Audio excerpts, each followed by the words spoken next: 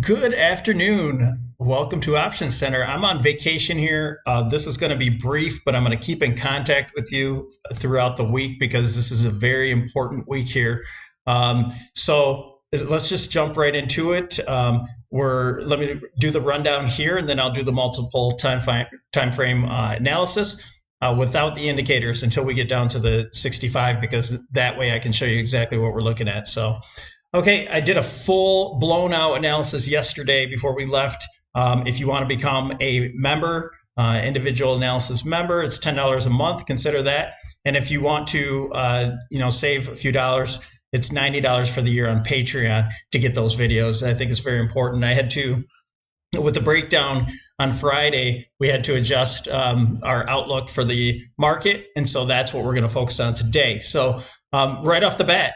Listen, the levee broke. Okay, we're looking for a waterfall, last capitulation style move with a relief rally before that. So this week being a short week, I don't know if we're going to rally to these higher levels, but we'll look at them. It may be brief, and then we get this rejection that leads us down to that 6,100 area in SPX. So market value to GDP, you can see that's coming down. I do eventually think, I'm not so sure about the stagflation overall, but we're not going to discuss all that today. I do think we have a chance that rates do end up falling a lot lower. And if you do want to support the channels, $3 a month, we have the cheddar flow data that comes with it that makes it valuable just in itself, and those individual videos and the options expected moves, which we're looking at right here, 184 points to the upside or downside. And speaking of the options expected moves, we did a lot of the analysis on the Magnificent Seven and some of the excuse me, and some of the semiconductors. Okay, so the semiconductors haven't broken down yet. So make sure you check out that video. They haven't broken down yet. Now I went through targets on individual names, Apple, NVIDIA, SMH, really valuable video. So 184 points to the upside or downside. Volatility is still risen. I think we're in primary wave one, and we're going to capitulate for the end of this wave.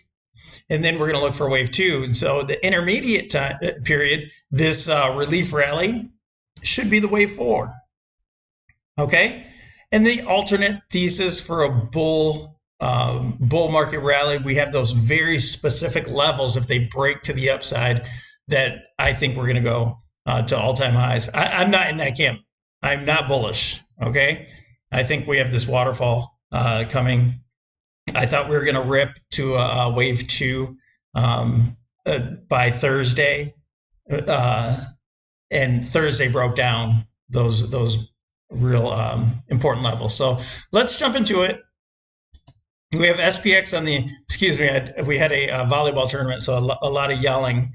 The monthly time frame on SPX, we have this 1929 top here, and we made a parallel with that. This is important for the top, all right? But we have another trend line that's important, very, very important in the meantime, okay? 1929, this was our wedge. We had a top here at 2000, and then we made it to 2025. We had a nice little rejection there. That was the tariff tantrum. And look at that pivot that held, by the way. This is the Corona crash pivot.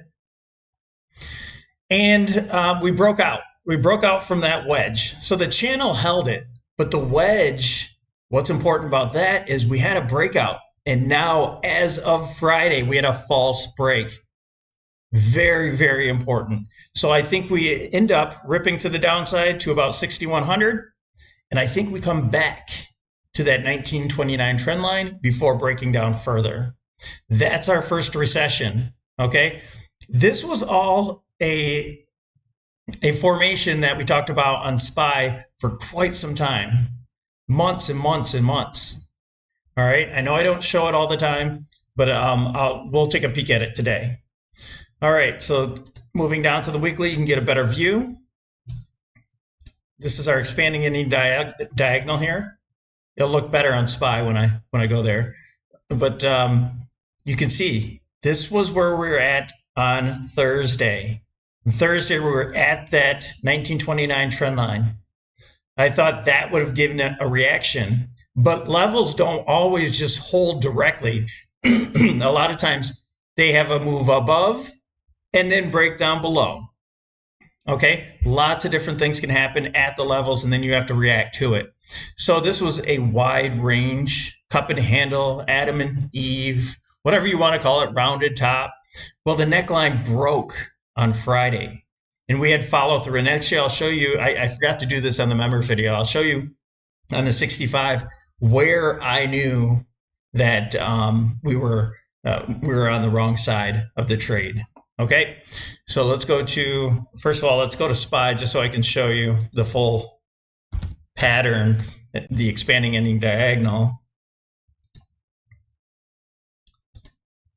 Okay, this was it.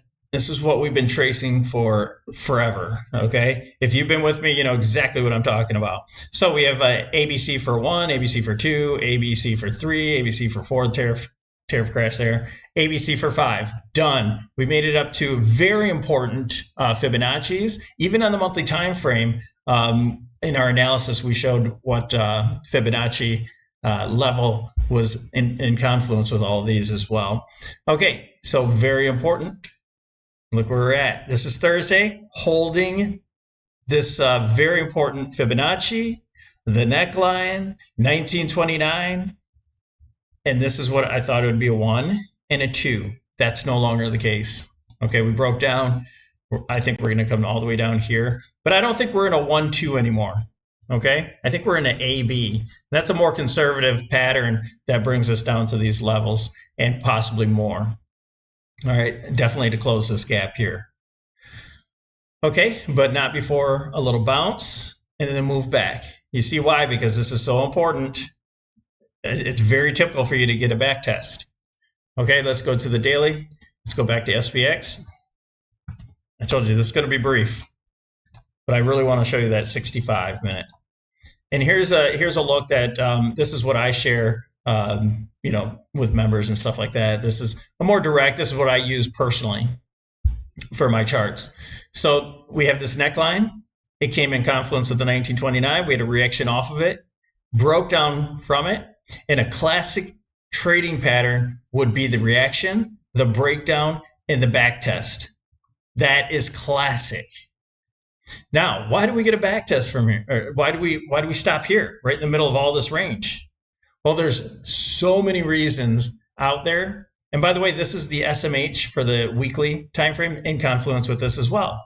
Well, there's so many different things that I showed in that full analysis. Not only are we at support, we have good support here. We also have a volume shelf, but we have many of our big names that are in the same situation, and they're either at a gap support, they're at a very important support. So we have so much evidence. I just don't have time to show you all this. We have so much evidence. We're in oversold conditions. We're looking for a back test. Okay. After that back test, this is what I was going through with some members. We had the measured move. We have tons of measured moves that are about to play out in tech names and semiconductor names. But this is the measured move. Back test. We're going to get there. But this is all going to be in one stretch. I'm not sure there's going to be a single green candle in this move, okay? After that, after capitulation, whenever we stop, we could close this gap here. We could come down to this trading area.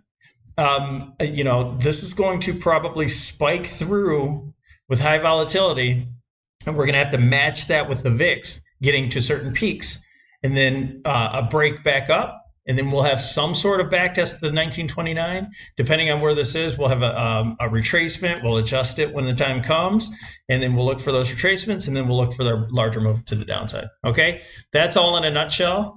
The VIX, real quick on the daily, we could easily spike up here to 50.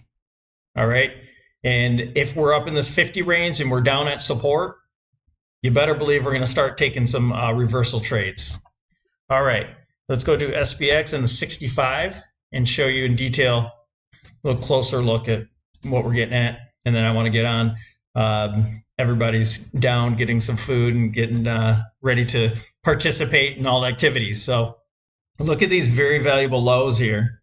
Good lows. That's where we ended at. There's also a Fibonacci extension that I shared of where this low would be. Okay, we got that. Let me clean that up. Now, simple traditional trading. We have some Fibonacci's that don't actually belong in this chart, but I left them here anyway because I was trying to compare. So we have some Fibonacci's to come back to. I doubt we make it up to the 386. If we do, it could look something like this. Right now, I'm in the camp that we back test 1929, this breakdown area, all the things we mentioned, neckline, blah, blah, blah. I think we break directly down from there.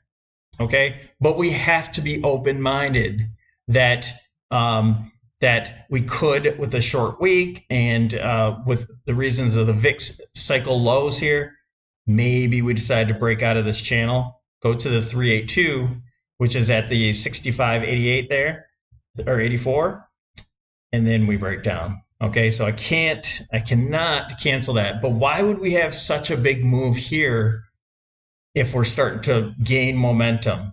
Momentum's really starting to change. And if SMH starts to break down from its head and shoulders, there's no way it's coming up here without them. Okay, so as simple as that. And so why did we, just a little learning thing real quick. We're looking for this to be an A, a B, even expanded B, and then a C, where rip your face off rally up to higher retracements, right? So where did we go? We took our retracement tool. Just a real easy way of doing this. Sorry, I'm trying to get it on there. And then we took the full A length, the potential A. It clearly is not an A anymore. We put on our retracements. I had to change after all of these retracements broke down. We had to have our extension out there. This, we had a reaction off of it. Clearly you had buyers there.